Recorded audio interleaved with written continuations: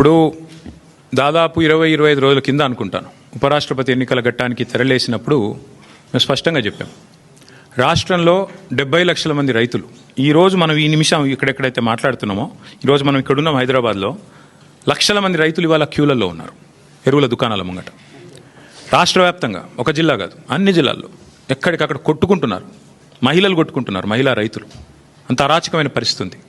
20-25 రోజుల కిందట మేము మా పార్టీ నుంచి డిమాండ్ చేసినాం, ఇది రాష్ట్ర ప్రభుత్వ వైఫల్యమా కేంద్ర ప్రభుత్వ వైఫల్యమా ఎవరిది అన్నది మీరు తెలుసుకోండి, కానీ రైతులకు ఎరువులు అందించండి. మీరు అందిస్తే తప్పకుండా మీకు మద్దతు ఇచ్చే అంశం పరిశీలిస్తామని చెప్పాం. We have nothing against the 2 candidates. ఇద్దరు మంచోళ్ళే కావచ్చు, justice Reddy and CP Radhakrishnan ఇద్దరు కూడా మంచోళ్ళే కావచ్చు, మేము కాదంటలేదు. కానీ ఇవాళ వాళ్ళు ఇద్దరు అభ్యర్థులు కూడా 2 వ్యవస్థలకు ప్రతినిధులు.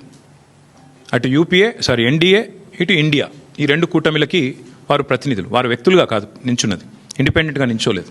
ఒకరు కాంగ్రెస్ తరపున ఒకరు బీజేపీ తరపున నించున్నారు. ఇటు కాంగ్రెసు అటు బీజేపీ ఇద్దరూ కూడా ఈ రాష్ట్ర రైతులను వేధిస్తున్నారు, సతాయిస్తున్నారు, చావగొడుతున్నారు. వాళ్ళు ముష్టి యుద్ధాలకు తిరిగే ఒక అరాచక పరిస్థితి తెచ్చిపెట్టినారు. 20-25 రోజుల కింద మేము హెచ్చరించినా అప్రమత్తం చేసినా ఇంతవరకు కేంద్ర ప్రభుత్వం స్పందించలేదు, రాష్ట్ర ప్రభుత్వం స్పందించలేదు. అందుకే 70 లక్షల మంది తెలంగాణ రైతన్నల తరపున మేము నిర్ణయం తీసుకున్నాం. నిజానికి నోటా ఉంటే ఎన్నికలు బహిష్కరించడం మంచిది కాదు, ప్రజాస్వామ్య ప్రక్రియలో పాల్గొనాలి.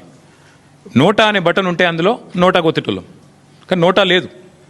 అటో ఇటో ఏదో రెండిట్లో ఏదో ఒకటి చేయాల్సిన పరిస్థితి ఉంది. అందుకే ఈ ఎన్నికలు మేము we are abstaining, we are not going to participate as a party. నిన్నగాక మొన్న 2 రోజుల కిందట మా రాజ్యసభ ఫ్లోర్ లీడర్ సురేష్ రెడ్డి గారిని, అదేవిధంగా అందుబాటులో ఉన్న రాజ్యసభ సభ్యుల్ని పెద్దలు కేసీఆర్ గారు లంచ్కి పిలిచారు. మీటింగ్ కూడా అయింది, చర్చ కూడా జరిగింది ఏం చేద్దామని.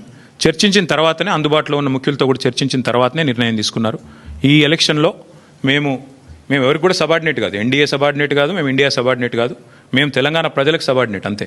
కాబట్టి తెలంగాణ ప్రజల పక్షాన వారి బాధను వ్యక్తం చేయడానికి ఇది ఒక వేదికగా వాడుకుంటున్నాం. తెలంగాణ రైతుల పక్షాన ఈ ఎన్నికల్లో మేము పాల్గొనబోట్లేదు.